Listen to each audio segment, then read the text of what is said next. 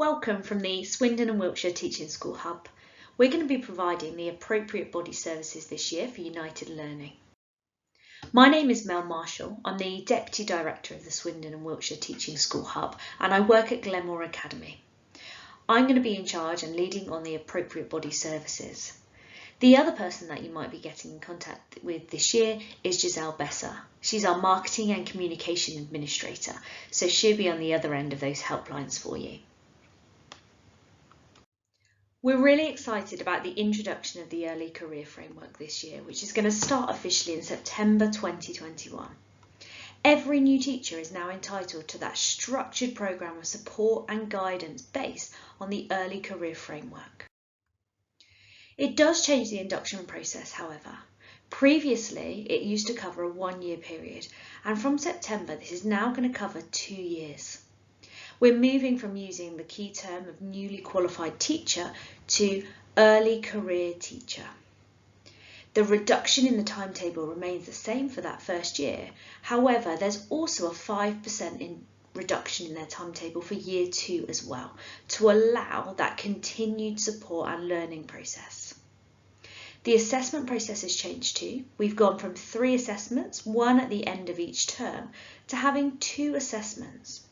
1 at the end of term 3 and 1 at the end of term 6. So at the end of that first year and the end of that 2-year induction period.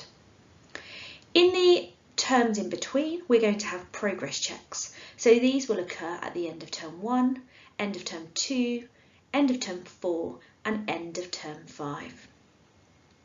There's a big shift in the role of the mentor.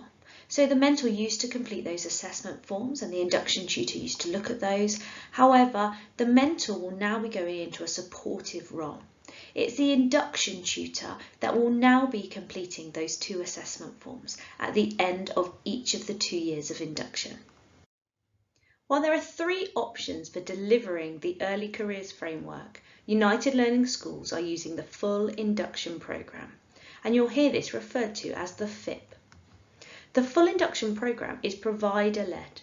United Learning are using ambition to deliver this. It's fully funded and fully resourced.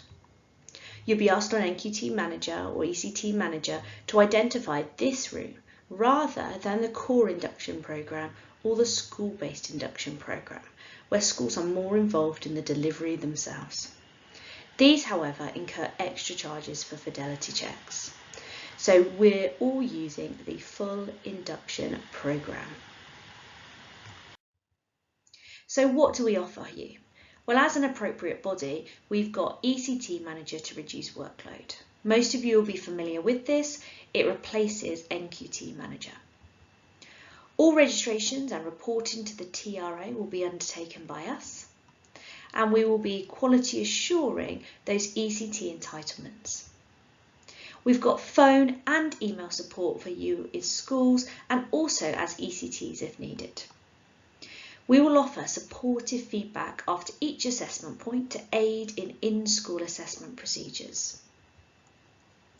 In September, we will offer welcome meetings for the ECTs to clarify their entitlements, and we will also hold induction tutor briefings. We'll hold some of these live and there will also be pre-recorded videos for you to access. With each ECT registration, there is a half-day support visit if that need emerges, so we can come and support them. The cost of AB services for the full induction programme is £175 per ECT per year. That works out at £350 per induction.